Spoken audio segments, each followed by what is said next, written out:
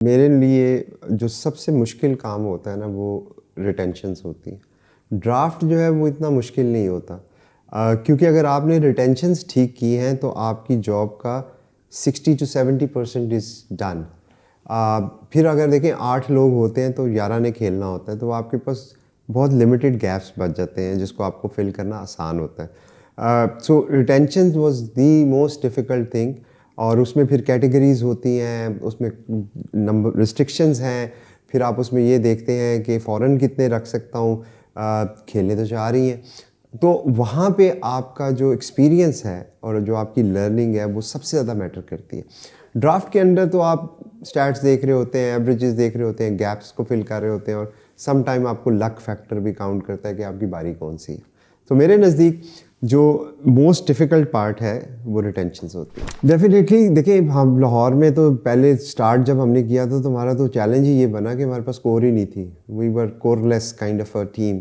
तो और उस वक्त हमें काफ़ी चॉपिंग चेंजिंग कर रहे थे कि किसी तरह से हमें कोई एक कम्बिनेशन मिल जाए। लेकिन फिर ओवर द पीरियड ये बात समझ आई कि आपको अगर अपना कम्बिनेशन बनाना है तो आपने रिज़ल्ट्स को साइड पे करना है, आपने अपने प्रोसेस पे बिलीव करना है। बिकॉज अगर आपका प्रोसेस ठीक है और उस पर आपका बिलीव है तो रिजल्ट्स विल कम। उसके लिए पेशेंस चाहिए। अनफॉर्चुनेटली हम एज ए पाकिस्तानी हम बहुत ज़्यादा इमोशनली अटैच्ड हैं क्रिकेट से, और हमें हर हाल में विक्ट्री चाहिए होती है, और उसके लिए हम क्विक सॉल्यूशन क्विक फिक्स की तरफ जाते हैं जो सम टाइम पॉसिबल नहीं है। तो ये चीज़ें शुरू में हमें जब समझ आई तो उसके बाद फिर हमने कोर की तरफ फोकस किया। कोर में ज़रूरी नहीं है कि अगर एक बंदे ने आपकी तरफ से हाईएस्ट रन्स किए हैं एक सीज़न में तो वो आपकी कोर का हिस्सा बन गया। कोर का हिस्सा बनने के लिए बहुत सारे एलिमेंट्स आपको देखने पड़ते हैं। मेरे ख्याल में जो सबसे पहला एलिमेंट देखते हो आप, वो उस शख्स की पर्सनैलिटी है। क्योंकि अगर वो अलाइंड नहीं है आपके ग्रुप के साथ, आपकी वैल्यूज़ के साथ, आपकी बिलीव्स के साथ, तो वो आपके लिए एक तरह से काउंटर प्रोडक्टिव हो जाता है। तो हम ये देखते हैं कि जब हमने कोर बनाई, एक एक करके कोर बनी। सबसे पहले फ़खर आया, फिर उसके बाद शाहीन आया, फिर आरिस आया, फिर आपका अब्दुल्ला आया, फिर ज़मान आया, फिर बीच में डेविड आया सबसे पहले, और फिर सिकंदर आया। तो ये वो लोग हैं जो इस ब्रांड के साथ काफ़ी अरसे से हैं। और जब मैं टीम मैनेज कर रहा होता हूँ तो एक ये भी आपका बहुत बड़ा चैलेंज होता है, हाउ डू यू, वो जेलिंग की बात होती है अक्सर कि टीम जेल नहीं थी या टीम जेल। तो व्हाट इज़ जेलिंग? जेलिंग ये है understanding about each other, understanding about your role, understanding about the culture of the dressing room and the environment. तो अब जब आप एक ग्रुप को साथ लेके चलते हैं तो बहुत आसान हो जाता है। For example now David visa probably sitting, मुझे नहीं पता इस वक्त वो कहाँ पे है, लेकिन शायद साउथ अफ्रीका में, बट ही एग्जैक्टली नोज़ कि इस टीम में क्या हो रहा है। उसको ये पता है कि अगर हमने ये डिसीजन लिया है तो क्यों लिया है। और सिकंदर भी इसी तरह ही दुबई में खेल रहे हैं, लेकिन he knows because he is connected with this brand. तो हमने जो फिलॉसफी बनाई है वो ये है कि हम अपनी जो कोर है उसको हर हाल में इंटैक्ट रखें। अब बाज़ दफ़ा क्या होता है, जैसे आपने कहा, वो कोर बड़ी हो जाती है, मतलब 8 नहीं रहती, वो 10 हो जाते हैं। तो वहाँ पे फिर आपके लिए थोड़ा सा चैलेंजिंग होता है। बट फिर उसमें आप टेक्निकल एस्पेक्ट्स पे आ जाते हैं। फिर आप देखते हैं कि अगर मेरे पास एक स्ट्रेंथ एरिया है मेरा, जिस तरह इस दफ़ा हमने कोशिश की कि we all know that Lahore की बॉलिंग उसकी स्ट्रेंथ है। हमने अपनी स्ट्रेंथ को प्रोटेक्ट किया। हमने कहा कि जो बाकी चीज़ें हैं उसको हम गैप को कवर कर लेंगे, रादर देन मैं एक इधर से पिक करता, एक इधर से पिक करता और हर तरफ हर पॉसिबल डायरेक्शन में भाग रहा होता ड्राफ्ट के अंदर। वी थॉट कि हम एक एरिया सिक्योर करते हैं और जो गैप है उसको ड्राफ्ट में कवर करेंगे। डेविड वार्नर को लेना एक बहुत बड़ी टेम्पटेशन थी। Obviously he is a wonderful player. I think he is one of the best in the world. He is absolutely brilliant and any team he will go will be proud of him. But Qalandars के अंदर हमें चाहिए था middle order batsman. जो हमारे 2 retentions हैं, Abdullah Shafique and Fakhar Zaman, we believe that they are the core of brand. अगर मैं एक ओपनर और लेके आता तो मुझे कंप्रोमाइजिंग सिचुएशन पे जाना पड़ेगा। और दूसरी बात यह है कि availability of a middle order batsman, अब आप ये भी देखते हैं कि आपके पास ऑप्शंस कितनी अवेलेबल है। अगर आप दुनिया में देखें तो आजकल T20 में everybody likes to open, because दायरा लगा होता है, बैटिंग करना आसान होता है, स्ट्राइक रेट भी बेहतर हो जाता है, क्योंकि आपने 2 फील्डर बाहर होते हैं, दायरा टपाया तो चौका। जो गेम बनती है ना, शुरू में लोगों का ख्याल होता था कि T20 की गेम जो है ना वो टॉप 2-3 बैटर्स पे डिपेंड करती है, over the period of time T20 evolve हुआ है। अब जो ज़्यादा कंसिस्टेंट रिजल्ट हैं वो उस टीम के जिसका मिडल ऑर्डर स्ट्रांग है। तो वो जो टेम्पटेशन है ना, उसको कंट्रोल करना मुश्किल होता है। अगेन, मिडल ऑर्डर के अंदर आपके पास लिमिटेड चॉइसेस अवेलेबल हैं। ओपनिंग में तो बेतहाशा चॉइसेस हैं। अब जिस मर्जी सुपरस्टार को देख लो वो ओपनर है। There is very few superstar in the middle. Daryl Mitchell मेरा ख्याल में इस ड्राफ्ट में ऐसा ज़बरदस्त प्लेयर था जो किसी भी टीम की ड्रीम लिस्ट पे होगा, because he is a middle order batsman, he is a match winner. तो उसके बाद लॉजिक पे जाते हुए, अपनी टीम की रिक्वायरमेंट को देखते हुए हमने ये डिसीजन लिया और we are very happy about it. Kusal Perera, मैं आपको बताऊं, वो एक हमारी out of the box thinking वाली पिक थी, बिकॉज ऑब्वियसली हम ये टारगेट कर रहे थे कि अब हमारे पास जो 8 रिटेंशन होगी उसमें गैप्स क्या हैं। Wicket keeper was a gap, so हमने विकेट कीपर तो लेना ही लेना था। Sam Billings was somebody who played for us, was in the part of winning squad, wonderful personality, plays again in the middle order. तो ये एक तो बहुत परफेक्टली फिट था और हमने पहले यही प्लान किया था कि हम सैम बिलिंग को डायमंड में पिक करेंगे। हमारी आखिरी बारी थी डायमंड के राउंड की, फर्स्ट राउंड की, और हमारे बाद एक सिर्फ बारी थी, वो पेशावर ज़ल्मी की थी। तो हमने कहा कि यार सैम बिलिंग पे रिस्क नहीं ले सकते, हम उसको डायमंड में पिक कर लेंगे और अगर किसी ने पहले पिक किया तो हम राइट टू मैच लगा लेंगे। फिर हमने नेक्स्ट क्वेश्चन था कि अच्छा, एक तो आपके पास विकेट कीपर आ गया, अब आप उसको बैकअप चाहिए, क्योंकि पाकिस्तान के अंदर ज़्यादा ऑप्शंस नहीं थी और जो थी वो भी 2 ऑप्शंस थी आपके पास, हसीबुल्लाह एंड जो हमारे अखलाक हैं। तो हमने कहा कि वो सिल्वर में हमें शायद मिले, शायद ना मिले। तो दूसरा कीपर जब हमने सर्च किया, एक राइट हैंडर बैट्समैन आपके पास आ गया सैम बिलिंग की सूरत में। अब आइडियली आपको चाहिए एक लेफ्टी जो विकेट कीपिंग भी करता हो, और सैम बिलिंग मिडल ऑर्डर में खेलता है, तो ऐसा लेफ्टी जो टॉप ऑर्डर में खेलता हो। तो जब हमने सर्च की और फिर उसके बाद आप देखते हैं उसके स्टैट्स क्या हैं, उसकी रीसेंट फॉर्म्स क्या हैं, तो वो जब देखा तो वो तो इतने ज़बरदस्त थे कि 12 महीनों में आई थिंक उनका 160 प्लस का स्ट्राइक रेट है, 35 की उनकी एवरेजेस हैं, स्पिन फ्रेंडली कंडीशंस में वो खेले हैं। रिसेंटली अभी न्यूजीलैंड के खिलाफ उन्होंने 100 किया है। तो हमने कहा यार सिल्वर तक तो ये नहीं बचेंगे, क्योंकि जो हम देख रहे हैं वो बाकी भी देख रहे होंगे, और एक ही बैट्समैन है जो इस सारी चीज़ों को फिलअप करता है।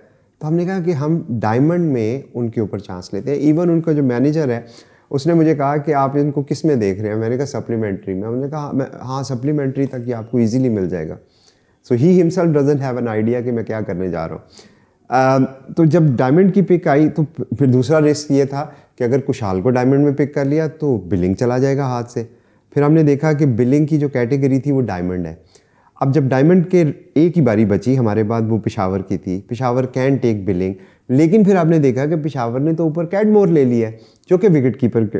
तो फिर आप लॉजिक्स लगाते हो कि अच्छा यार उसने अगर ले लिया है तो he will not go for this, otherwise तो फ़ायदा नहीं है।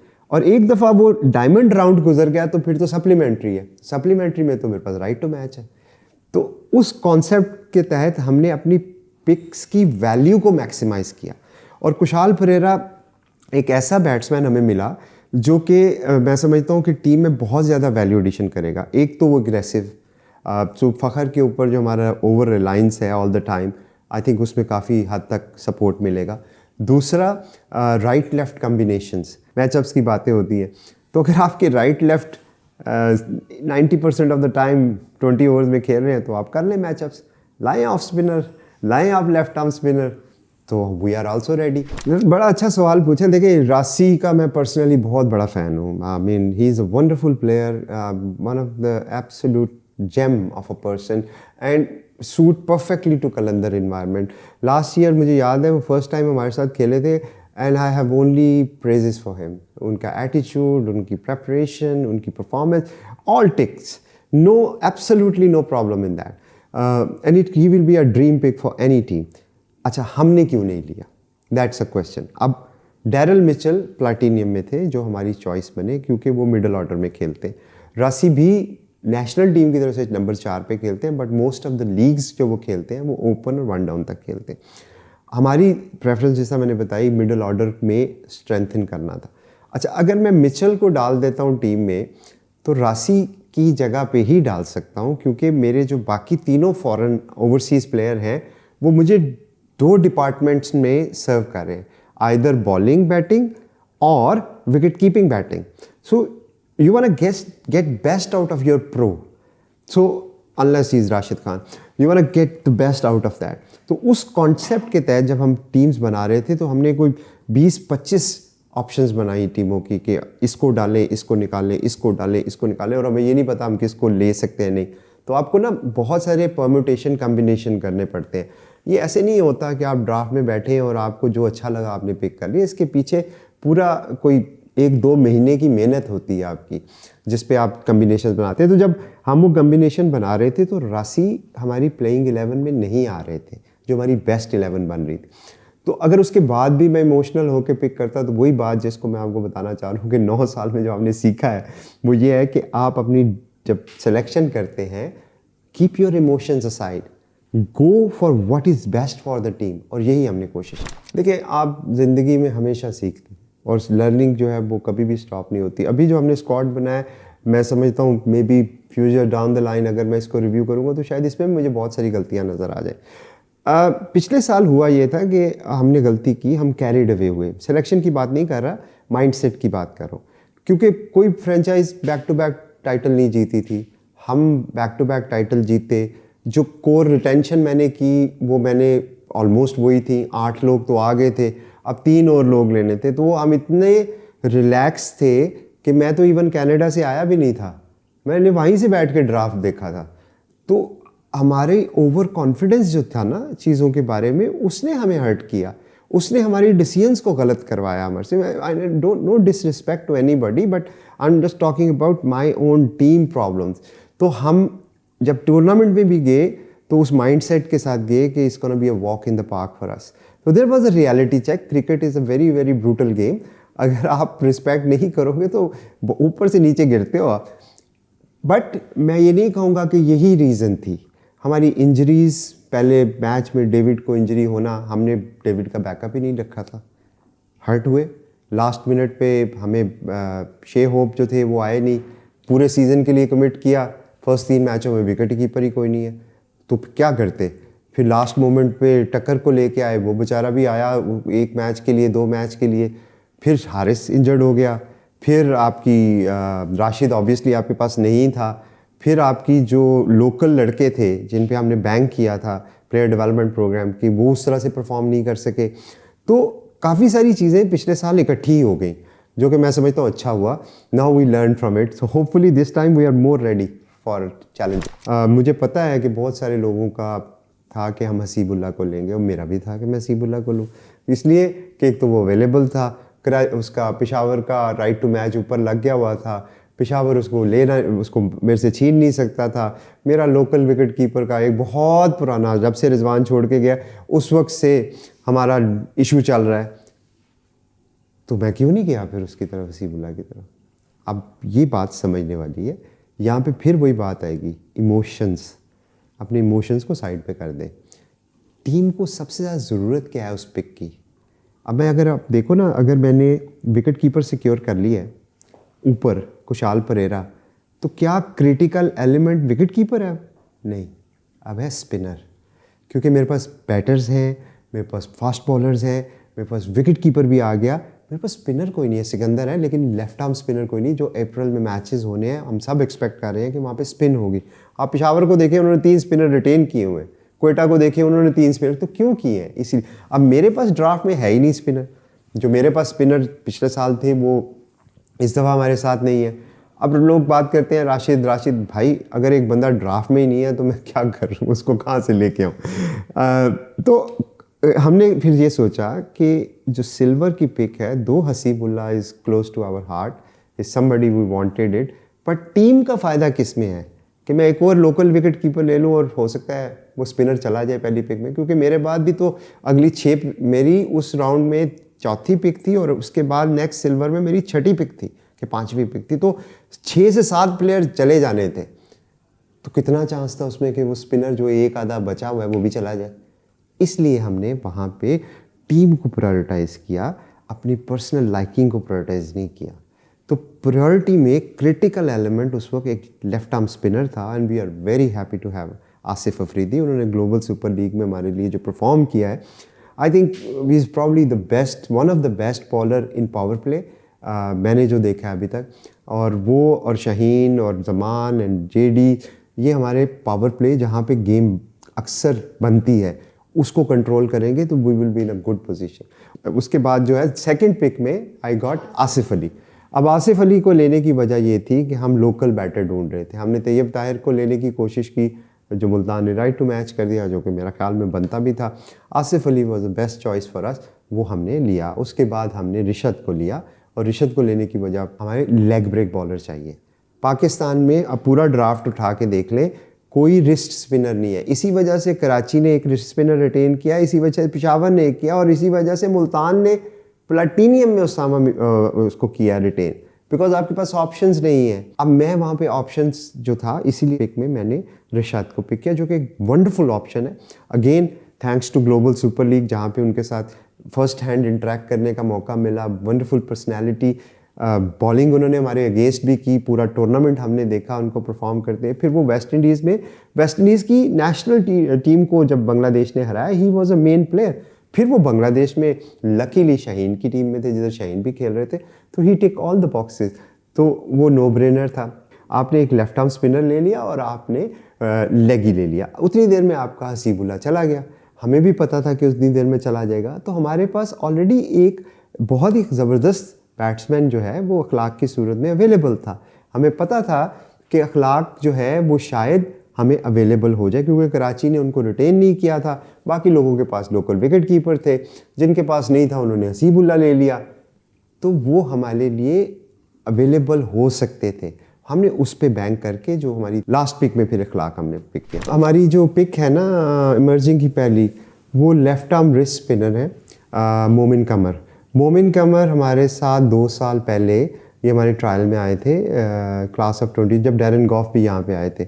उनको उस वक्त पिक किया, ये बहुत छोटे थे, 17 साल के शायद होंगे उस वक्त, और लेकिन उनमें एक्सेप्शनल टैलेंट उस वक्त भी नज़र आया था। लेफ्ट आर्म रिस्ट स्पिनर जो होते हैं वो हमेशा आपको एक एक्स फैक्टर देते हैं। They are wicket taking options, because they can, एक बैट्समैन जो अच्छा भी खेल रहा है वो उसको बीट करने की सलाहियत भी रखते हैं, और उनकी जो मिस्ट्री फैक्टर है वो आपको पाँच दफ़ा बैट्समैन को परेशान भी करता है। तो दूसरी जो हमारी इमर्जिंग पिक है वो बहुत ही एक्साइटिंग पिक है। मैं पर्टिकुलरली उस पिक को लेके काफ़ी ज़्यादा एक्साइटेड हूँ।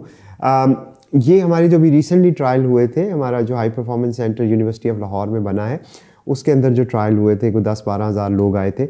हारिस, शाहीन और फ़खर वहाँ पे हमारे साथ थे, और ये लोग सिलेक्ट कर रहे थे। और हारिस ने और शाहीन ने इस बच्चे को सिलेक्ट किया था आफ्टर 2 बॉल्स। 2 बॉलें देखी थी और सिलेक्ट कर लिया था। तो मुझे पता लगा कि इस तरह का कोई बॉलर है, तो मैंने कहा अच्छा यार, ये तो चले PSL लेवल पे कहाँ मुश्किल होता है, आप लोगों ने तो देखा होगा। तो हारिस ने मुझे कहा कि समीन भाई, आप जब पाकिस्तान जाएंगे ना, तो आप एक कैंप लगाएं, इनके मैचेस कराएं, आप खुद देखें। तो मैं आया, मैंने कैंप लगवाया हुआ था और मैच देखा, और लकीली जब मैं पहुंचा तो वही बॉलिंग कर रहे थे। तो एक होता है ना, एक बॉलर के अंदर आप कुछ चीज़ें देखें जो रिजल्ट्स हैं वो तो फिर आपको नहीं पता होते। आप कुछ चीज़ें देखते हैं कि बॉलर की रनअप कैसा है, उसकी अप्रोच कैसी है, उसकी लैंडिंग कैसी है, एक्शन कैसा है। ऑब्वियसली कोचेस साथ होते। तो जब हमने उनको देखा ना, तो वो समबड़ी ऐसे थे कि मुझे लगा कि, या कोचेस को भी ये लगा कि he is ready to play first class. और उन्होंने कहीं नहीं खेला हुआ, जो अच्छी बात है। यूनिवर्सिटी के 1-2 मैचेस खेले हैं, उसके अलावा कहीं नहीं खेला। तो हमने उनको पहले तो ट्रेन किया, उसके बाद ये मैचेस खिलाए, वहाँ पे वो स्टैंड आउट परफॉर्मेंस थे, तो उनको हमने पिक किया है। और आपको मज़े की बात बताऊं कि अभी पिछले दिनों उन्होंने एक मैच खेला है जिसमें उन्होंने 5 आउट किए और मैन ऑफ द मैच रहे। तो मुझे बहुत उम्मीद है, मोहम्मद आज़िब हमारी पिक है। I think he will be the next superstar from Lahore Qalandar. Supplementary picks के अंदर हमारे पास अगेन रिमेंबर हमने बिलिंग को ऊपर छोड़ा हुआ है, जो मैंने आपको बात बताई थी कि बिलिंग को क्यों छोड़ा था। अब बिलिंग हमारी पहली चॉइस है। अब मैंने देखा कि सप्लीमेंट्री में 2 फॉरेन पिक्स हैं, और राइट टू मैच एक ऐसा कार्ड है कि अगर मेरे पास 2 पिक हैं तो मैं किसी वक्त भी वो लगा सकता हूँ। तो मैंने कहा why not we maximize our first pick and go for backup for an allrounder. Because last season में भी अगेन हमारी स्ट्रगल हुई थी, जब डेविड वीज़े, जो हमारे मुर्शद भी कहते हैं उनको, मुर्शद जब इंजर्ड हुए तो हमारे पास बैकअप ही कोई नहीं था। तो टॉम करन का, टू बी ऑनेस्ट, मैंने सोचा नहीं था कि टॉम मुझे मिल जाएंगे, क्योंकि अगर आप स्टैट्स देखें और अवेलेबिलिटी देखें तो he was the number 1 person, even he is a platinum player, platinum pick. तो लकीली मुझे वो, हमने टॉम करन पे चॉइस लिया, और इस्लामाबाद ने नहीं राइट टू मैच किया और हमें मिल गए, जो कि मेरे लिए तो एक बड़ी, एक कह लें कि मेरे प्लान से बढ़ के मिला मुझे।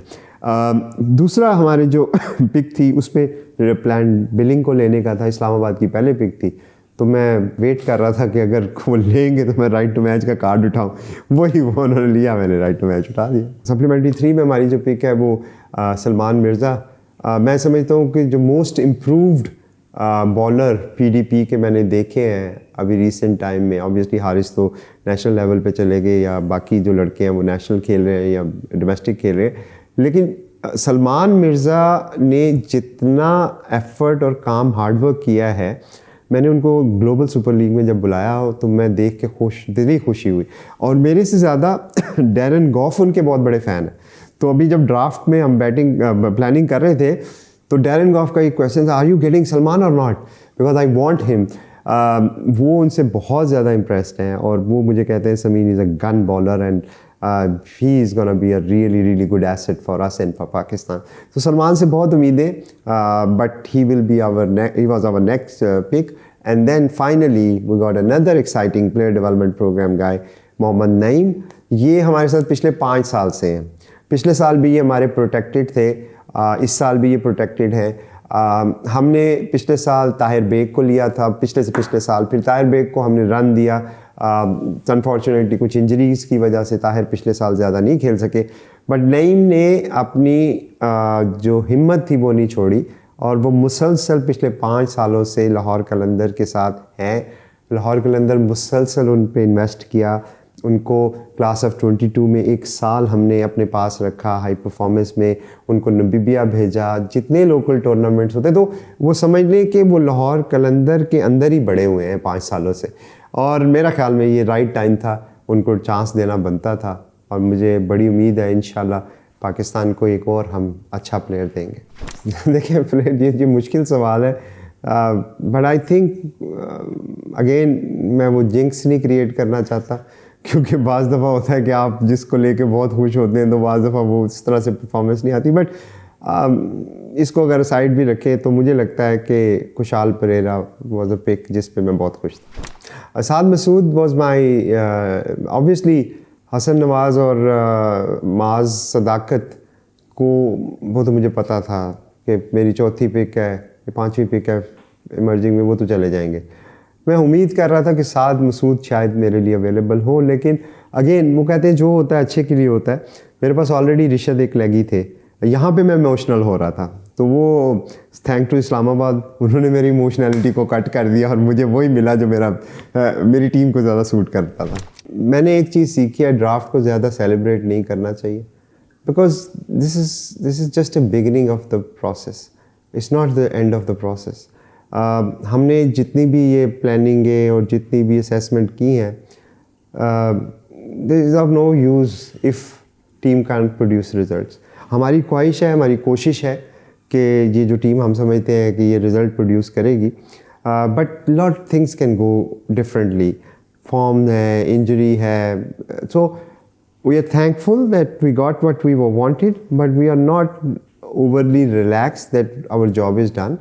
आई थिंक हमारी जॉब अब शुरू हुई है, तो इससे onward we have to make sure preparation सही हो, कैंप्स सही लगें, हमें जो कम्बिनेशन बनाना है 11 का, that is gonna be a very tricky thing, and I hope that and I wish that we make a right choices.